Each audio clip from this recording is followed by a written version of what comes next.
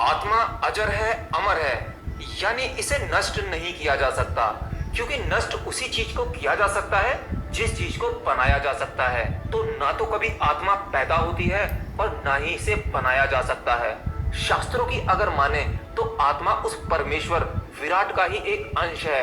यह केवल शरीर बदलता है और इस आत्मा के लिए शरीर केवल एक उपकरण का काम करता है। हम इंसानों को आत्मा के बारे में जानने के लिए जीवन में एक ना एक बार तो जरूर जिज्ञासा होती है, लेकिन इस आत्मज्ञान को पाने में 99% लोग फेल हो जाते हैं और जो आत्मज्ञान को पा लेते हैं वह मुक्त हो जाते हैं। आत्मा केवल शरीर बदलती है, यह कभी नहीं मरती और ना ही जन्म लेती है। ऐसा श्री कृष्ण भगवान ने भगवत गीता में कई बार कहा है। केवल एक या दो धर्मों को छोड़कर दुनिया के सभी धर्म पुनर्जन्म पर यकीन करते हैं। तो क्या आत्मा दूसरा जन्म लेती है? और अगर आत्मा दूसरा जन्म लेती है तो उसकी समय सीमा क्या होती है? वो मरने के कितने समय बाद दूसरा जन्म ले लेती है? शायद आप में से कई लोग इस बात को जानते हों, लेकिन जो लोग नहीं जानते आज उन्हें भी पता लग जाएगा। अब इस पर यकीन करना न करना आपके हाथ में है। वैसे कई बार आत्मा और शरीर पर वैज्ञानिक रिसर्च भी हो चुके हैं, जिसमें कई लोगों ने अपना डेथ एक्सपीरियंस बताया है और जिन लोगों ने डेथ एक्सपीरियंस किया है उन सभी लोगों की बातों में काफी समानता पाई गई है। तो वैज्ञानिक तौर पर साबित होता है कि डेथ एक्सपीरियंस काफी लोगों ने किया है। तो कैसा होता है डेथ एक्सपीरियंस, मैं आपको बताता हूँ। तो मृत्यु के समय जब आत्मा शरीर छोड़ती है तो शायद आप लोगों को पता ही होगा, मरने से कुछ ही दिन पहले इंसान को दिखना भी कम होने लगता है और साथ ही खाना पीना भी छोड़ देता है। यह बिल्कुल वही स्टेज होती है जब एक बच्चा पैदा होता है। वह बहुत कम खाना खाता है और उसे अपने होने या ना होने का कोई बोध नहीं होता। उसी प्रकार मनुष्य के मरते समय उसे भी किसी चीज का बोध नहीं रहता। उसकी आंखों के सामने अंधेरा छाने लगता है। तकरीबन वह बेहोशी की अवस्था में होता है और जैसे ही आत्मा शरीर छोड़ती है तो उसे पता ही नहीं लगता कि वह मर गया है और वह आश्चर्यचकित होकर अपने ही शरीर को जमीन में पड़ा हुआ देखता है। कुछ मिनटों तक वह समझ ही नहीं पाता कि ये हो क्या रहा है। वह अपने ही शरीर को अपने ही सामने पड़ा देखता है और आसपास लोगों की भीड़ या उनका रोना धोना देखता है और कुछ ही समय बाद उसे पता लग जाता है कि मैं मर गया हूँ, मैंने शरीर छोड़ दिया है। और उसे उस टाइम ये भी पता लग जाता है कि मैं नहीं मरा, ये शरीर ही नष्ट हुआ है। तो अब इसके बाद क्या होता है? वही आत्मा यात्रा पर निकल जाती है दूसरे शरीर की खोज में।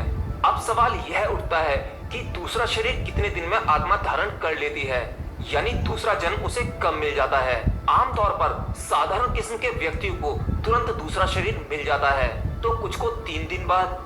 साधारण आदमी के लिए ज्यादा से ज्यादा लंबा समय होता है 10 दिन और 13 दिन, यानी 10 दिन बाद और 13 दिन बाद उन्हें जन्म मिल जाता है। इसीलिए 10वां और 13वां मनाने की मान्यता है। अब सवाल यह उठता है कि किन आत्माओं को जल्दी जन्म नहीं मिलता।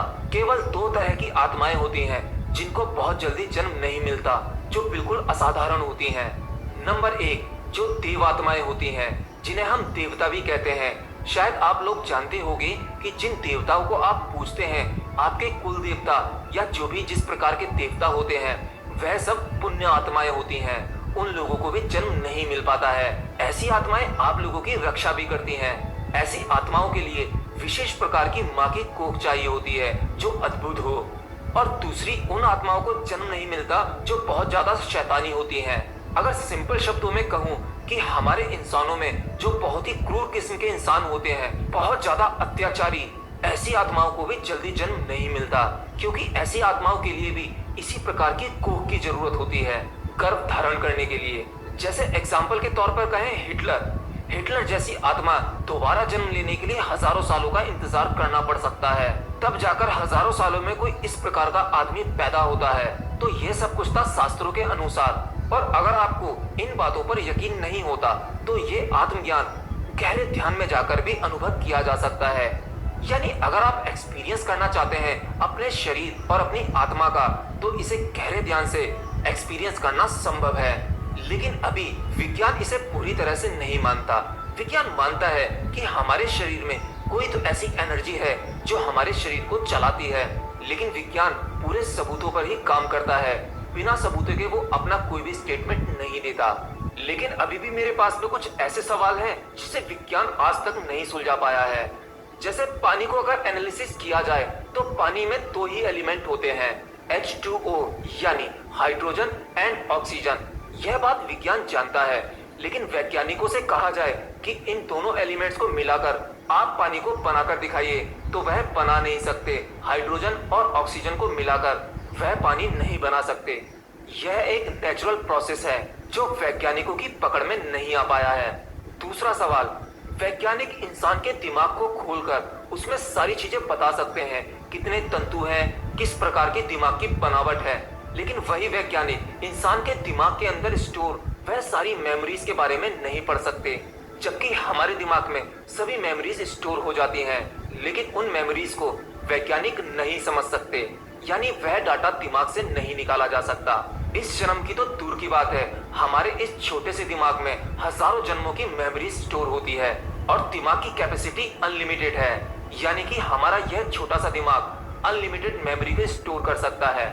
तीसरा सवाल, हमारा विज्ञान और वैज्ञानिक हार्ट यानी दिल के बारे में भी बहुत कुछ बता सकते हैं, उसका ऑपरेशन कर सकते हैं और साथ ही उनके अंदर क्या क्या चीजें हैं वो सभी हमारा विज्ञान और वैज्ञानिक बता सकते हैं। लेकिन साइंटिस्ट की लैब में जिस हार्ट पर यानी जिस दिल पर वो प्रयोग कर रहे हैं, उस दिल के अंदर यह नहीं बता सकते कि इस दिल में कितना प्यार था और कितनी नफरत थी।